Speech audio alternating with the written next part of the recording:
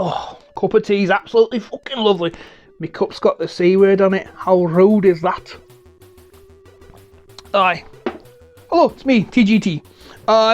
Kids at school, wife's with the doctors, so I thought I'd take a quick 5 minutes to do a video that isn't a bloody short. I know I did that video saying YouTube shorts are shite and, you know, all this kind of stuff. I mean, I've done a few since then for two reasons mainly. First reason is because they're quick and easy. I get a wee idea in my head and I think, oh, it takes me 5 minutes to film, 5 minutes to edit, done. And it kind of fills my gap in my YouTube, so I feel like I've actually done something. The other reason is because it'll fucking piss fuck off. You're doing shorts! What do you think you are doing shorts? So, whatever. I like annoying folk these days. Anyway, why are we here? Why? I did that short that was the Batman on the Commodore 64. It was like my first ever Commodore 64 game. Which technically wasn't true. The first Commodore 64 game I played. We got the Commodore 64 for Christmas one year, whatever year it was, 80 something, whatever it was. And we got the Light Fantastic pack, and we had the one that came with the Blazing Squads collection, and it had like its own, like the light gun came with. I remember it came with 3 games, and they were all kind of really mediocre, and they were 3D. You got this red and green 3D glasses that were crap. Pardon me. The first game I loaded up. No, I can't remember what it's called. Resistance? Resonator?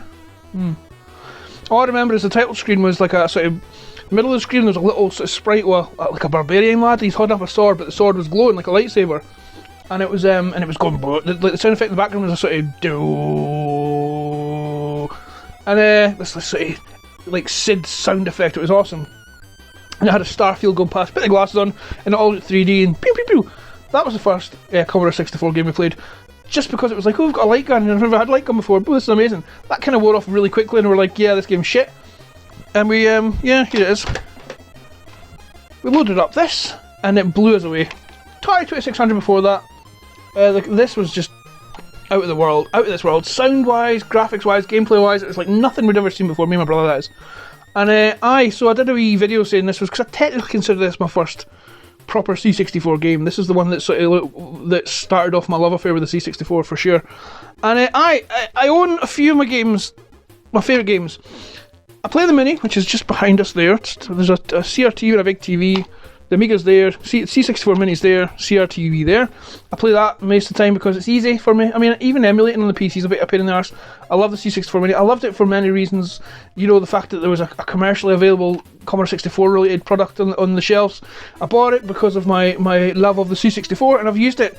It was 60 quid, and I've used it nearly every week with it fail for 4 years. So I've definitely got my money's worth out of it. It's kind of failing now, the joystick's a bit buggered and stuff, I need to replace it. But I do love it. My original Commodore 64 is behind this chair somewhere on the floor. It's broken, some keys are broken, the second joy port has issues, like when you press up and stuff, it does loads of different random things. I kind of fix that kind of stuff. So it's just there to love. It'll probably just stay there until someone wants replacement parts, maybe, I don't know. But I certainly have no real need to buy an actual C64. I'm a father of technically 3, including my stepkids, and a husband and a carer, and I do have time to load C64 games, not very often anyway, so the C64 Mini fills my C64 hole, if you want to word it like that, kind of well. So that's how I play stuff. But I do, God, waffly motherfucker, I do own some of my favourite games, because I've ordered them and collected them and picked them up. I do have loads of Commodore 64 games in a box somewhere. I couldn't find them, and because one of the games I've got is the Specky version, because I couldn't find my Commodore 64 version. But I just thought I'd show you my top 5 Commodore 64 games that I own. There are some games I would consider more favourites than these, but and I do own them, but I couldn't find them. So I'm just showing you 5 Commodore 64 games, just so I'm not doing just so you can see my face and I can say hello, and I'm not doing a bloody shorts video. So Batman would definitely be in the top 5 for me. Amazing platformer. Is it a platformer? I mean, technically it is, but it's more a puzzle game. Like find item A to go away. Item B and solve puzzle A or whatever. You know, you find the key, you unlock the door, you find the disc, you fix the computer, that kind of thing. There's 2 versions of the game. I don't know if you'll see it because this camera's crap, but I hope you can see it well. It says there, this side, the Penguin, other side, the Joker. There's 2 campaigns, you get different enemies. Same layout, I think, but different enemies and different items to solve puzzles to beat the Joker or the Penguin. And it can take about 30 minutes to complete, 35 if you know what you're doing. And it's just awesome. The music is just out of this world. out of this world. And this as an introduction to the Commodore 64, this was just the best, and that's why I fell in love with it, to be honest. Next is CJ's Elephant Antics, another platformer game. This one's a true platformer of the highest order. I love it. It's one of my favourite games. Graphics are amazing, gameplay's amazing. It's better than the Amiga version, it's better than the Speccy version by a mile. And it's just the cheat is, what's the cheat again? I always forget, is it Hairy Arseholes or Itchy Arseholes? I think it's Itchy Arseholes. If you type Itchy Arseholes onto the breaking news, people will be able to, or whatever, probably COVID related. Sorry, my news popped up my phone. I think if you type Itchy Arseholes in on the title screen, you get like infinite lives, which is so funny to me. But it is a really good platformer. The bonus stages are really hard. I've never completed one in my many years of playing this. But again, the music, and it's 2 players simultaneous. So me and my brother used to play it as well, which was awesome. Fantastic game, definitely worth a look if you're a budding Commodore 64 enthusiast. It's one of the better platformers out there.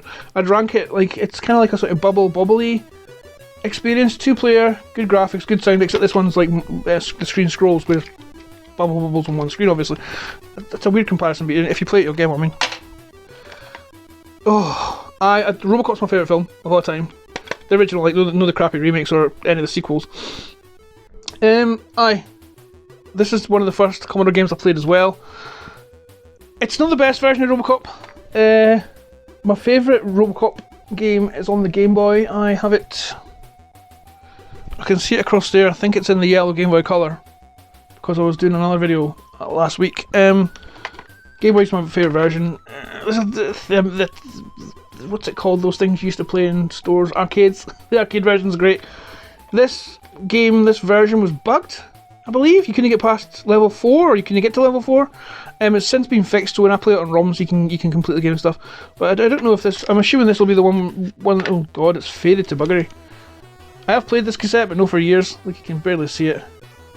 Can you see it? Hello? Is my eye through there? I can't see. I'll try to get my eye through the wee tape thing. Oh god, that's really faded. You can barely... Ocean, 1988, Ocean Software, Commodore 64, stroke 128. Yeah. Good game.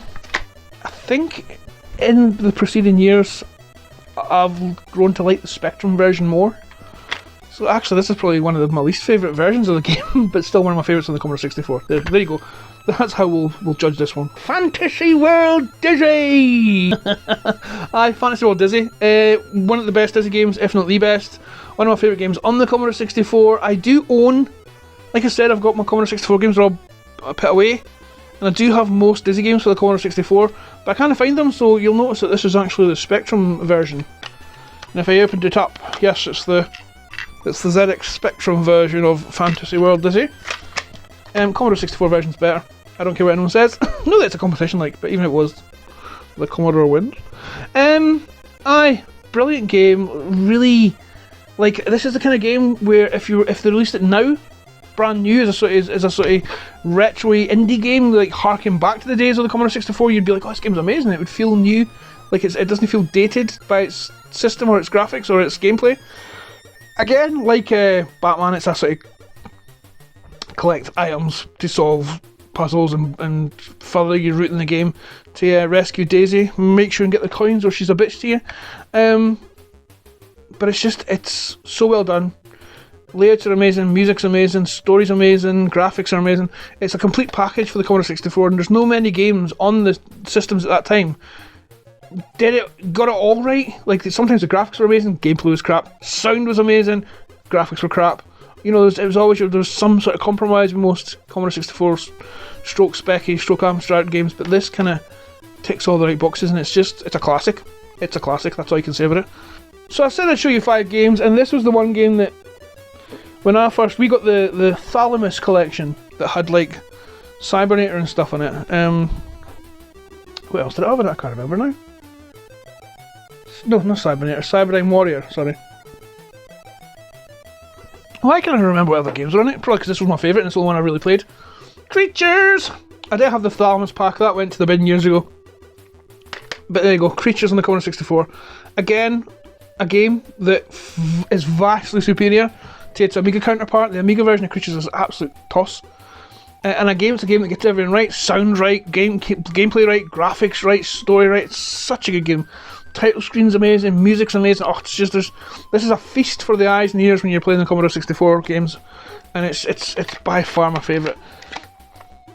Oh, lovely white cassette. I've looked at it for ages. I have played this as well. A lot of my games have been played. Some of them haven't, some of them have. I've bought some since my original Commodore bit the dust. Piracy is theft. Oh god, I keep doing this like I've got hair, but I haven't. It's just an itchy head. Creatures was by far one of the best games, and it was what it was like back in the day. Now I've mellowed to it, and I'm like, you know, East of the Rain. I'm not like a die-hard Commodore fan against Specky. Like I've got my ZX Spectrums just there, and I play it a lot, and I'm learning to love it. So I'm learning that it is, you know, ups and downs for base systems. So it's not a for or against. It's just kind of what games were good and what games were bad.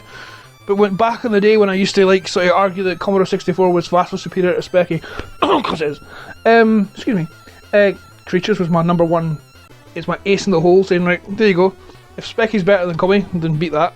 Because you can. There we go. That was just 12 fucking minutes, really. Jesus. Like I said, I wanted to do a wee video that was more than just a short.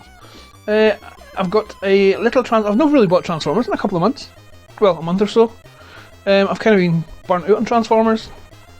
They're all just kind of sitting on the shelves and not really doing anything. I'm not finding time to fuck with them and stuff.